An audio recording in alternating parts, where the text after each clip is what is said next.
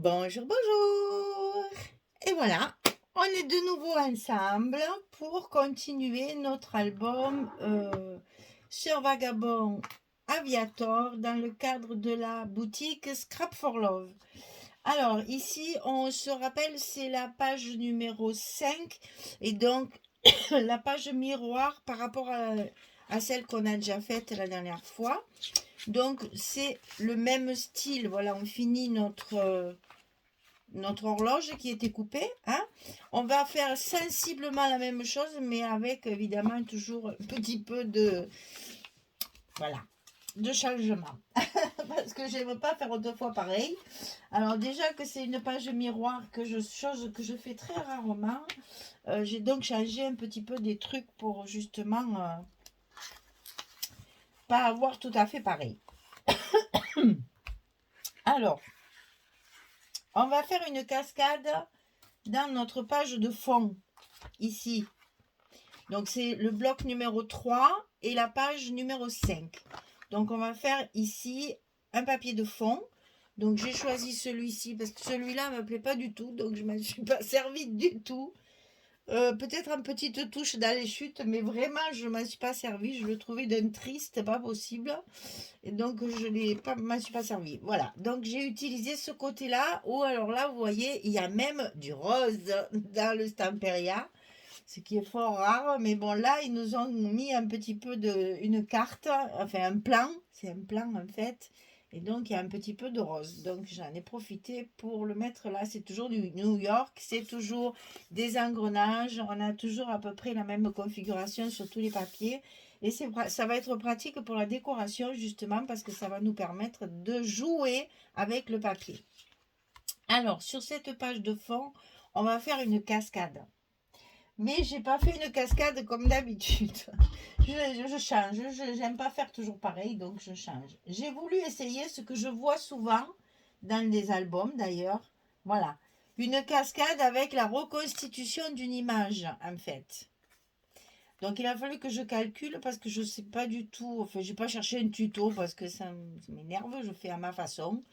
Et donc voilà, j'ai donc choisi une image déjà avec les bordures, hein, toujours pareil. Je réutilise toujours ces bordures partout.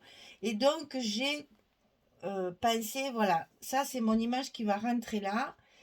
Il faut qu'avec ça, je fasse une cascade. Alors, qu'est-ce que j'ai fait? J'ai calculé déjà pour pouvoir mettre mes photos 10-15. Hein, on est d'accord? Moi, je ne transige pas là-dessus. Je ne sais pas parce que je change ma façon de faire ma technique, on va dire, de collage, que je suis obligée de couper mes photos. Hein. Donc, je fais toujours en fonction de mes photos 10-15.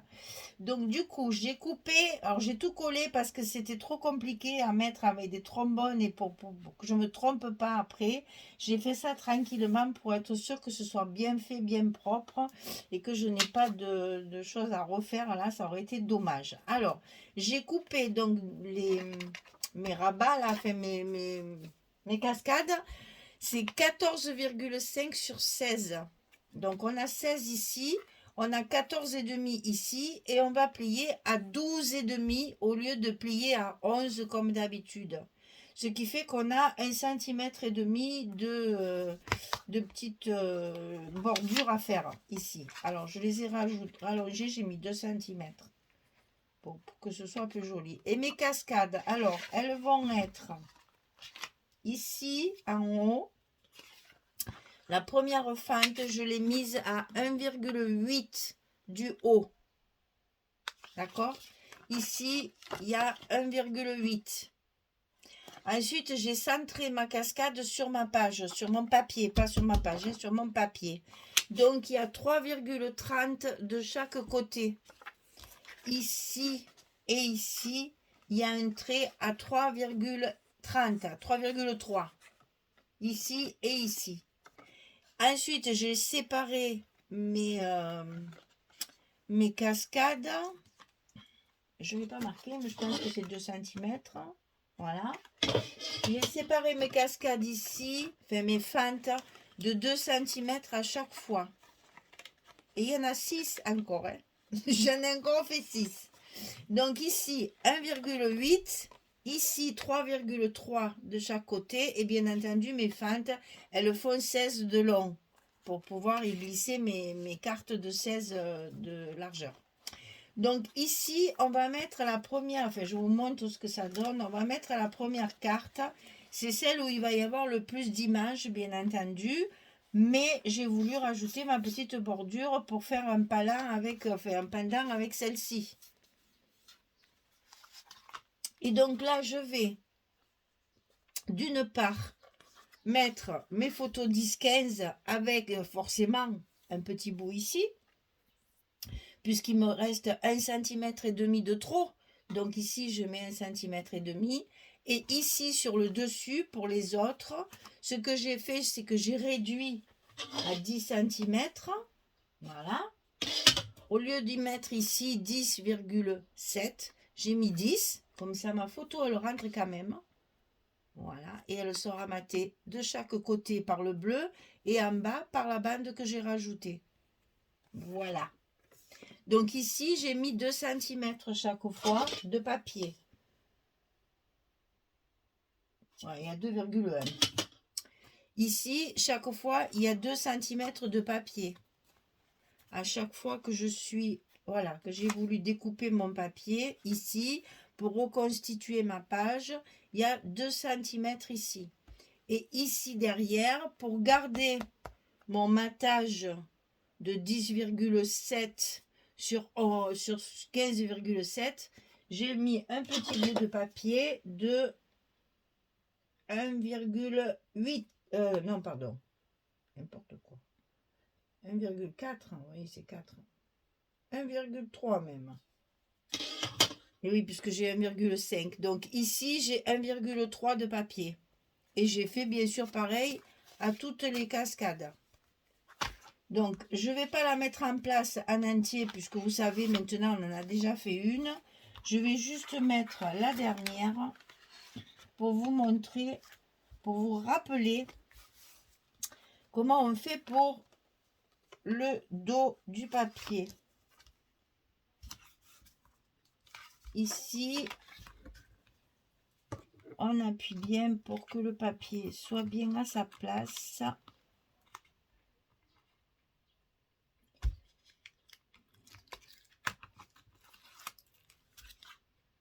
Ah, je m'aperçois que celui-là, il va être encore dessous, mais c'est pas possible, ça. Oh là là, et alors là, je ne veux pas bouger. Hein. Ce serait bête que je parte de travers dès la première, quand même. Hein. Donc, ici, je vais remettre un bout comme ça et un bout comme ça. Voilà.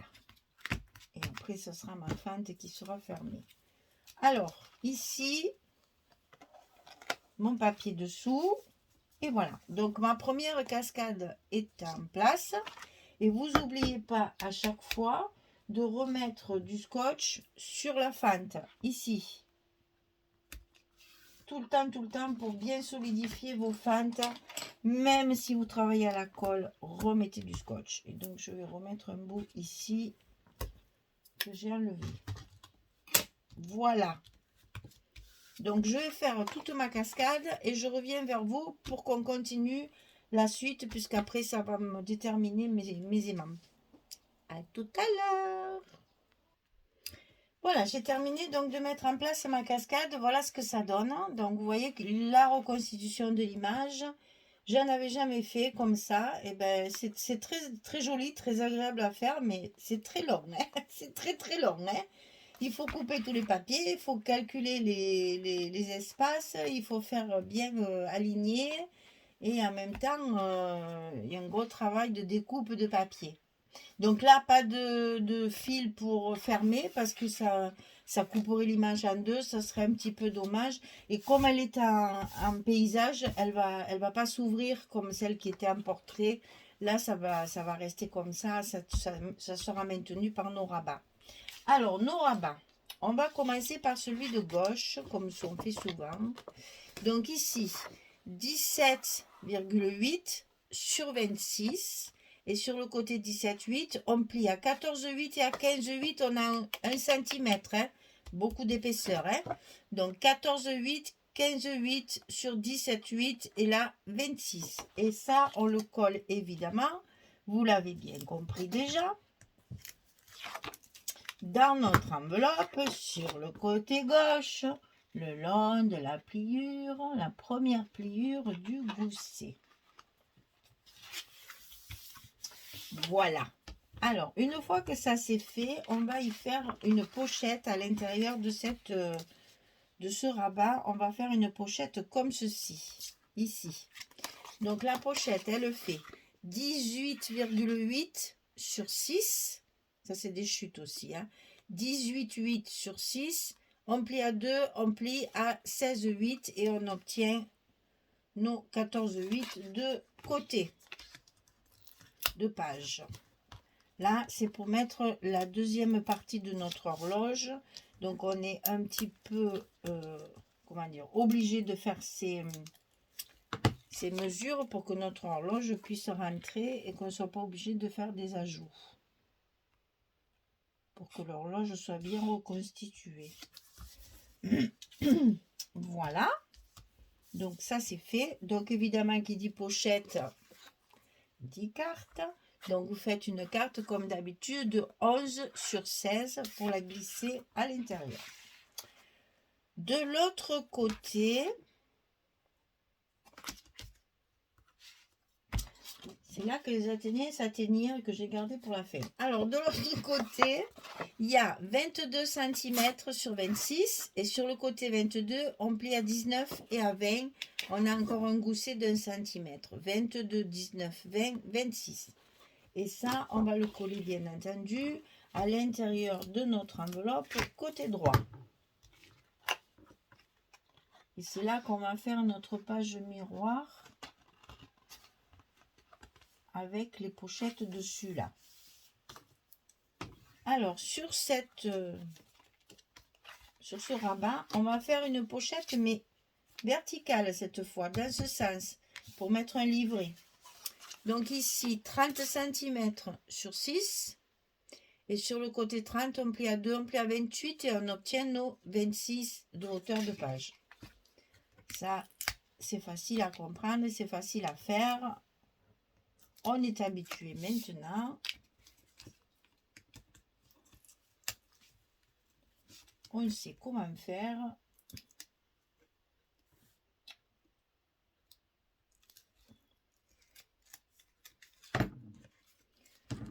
Ah, ce rouge pour le plier,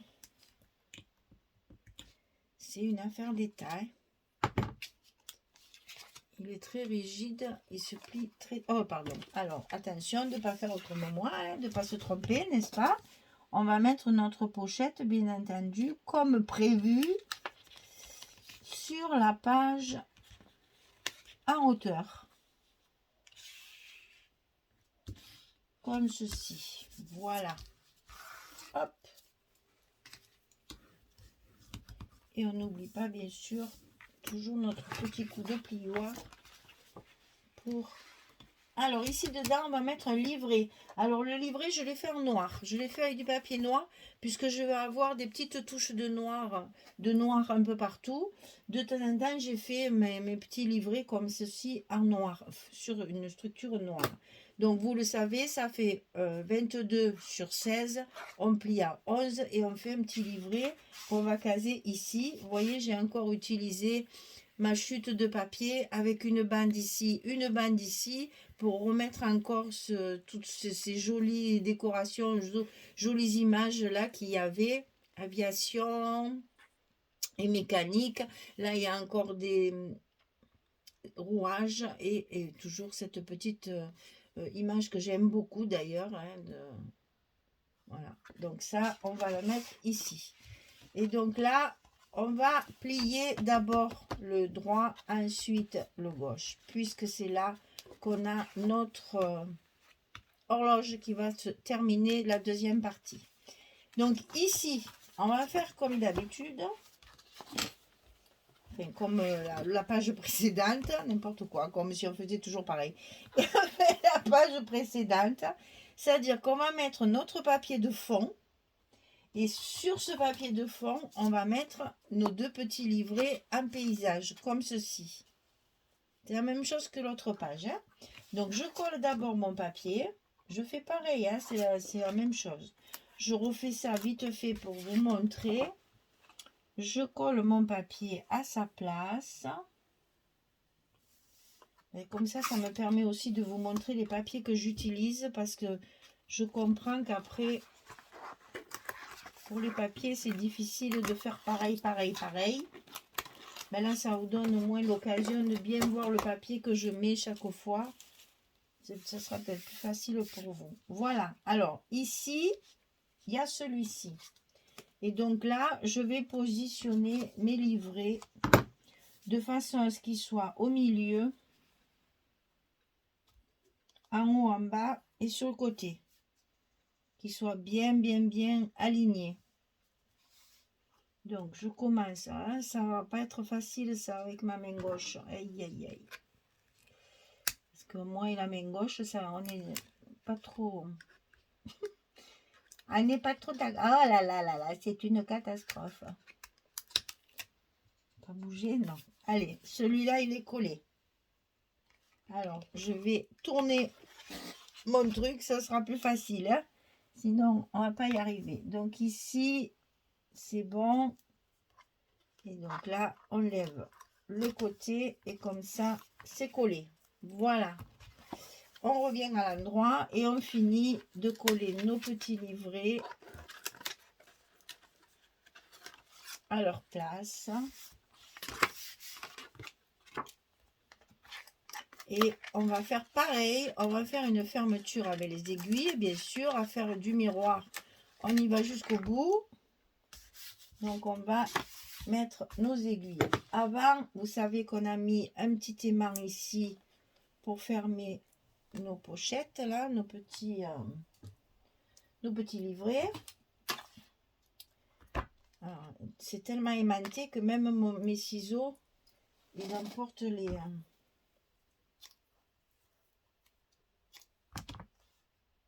trombones.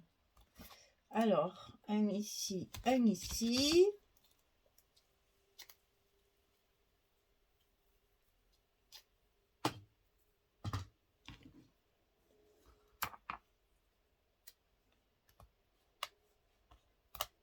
Non, ben, c'est mieux que tu te colles sur le scotch quand même, hein, Coco. Voilà. Un autre. Il s'est collé sur mon doigt. Il fait toujours très chaud, ça va pas changer. Et je range ça. Et là, je ferme mes livrets. Et je n'ai plus qu'à appuyer sur mes aimants pour bien les scotcher. Voilà, et comme ça, mes pochettes sont collées. Donc, je vais faire pareil. Je vais donc recouvrir mes pochettes comme ceci. On reste toujours cohérent dans les papiers. Et ici, je vais mettre les aiguilles comme la page précédente pour la fermeture. D'accord? Allez, je finis tout ça. Et puis, je reviens vers vous pour vous montrer ce que ça donne une fois terminé. À tout à l'heure. Voilà le résultat. Donc, on fait bien, hein, on se rappelle bien de l'autre page. Hein, on a fait bien le miroir, comme on dit. Hein. Donc, la fin de l'horloge, les pochettes. Donc là, pareil, j'ai essayé d'assortir évidemment au maximum le papier. Ici, la pochette avec la carte. Ici, donc, ça s'ouvre et on va faire pareil, un petit onglet en métal. Là, on verra bien ce qu'on y mettra pour pouvoir ouvrir. Ça s'ouvre comme ceci. Ici, on a le livret dans la grande pochette.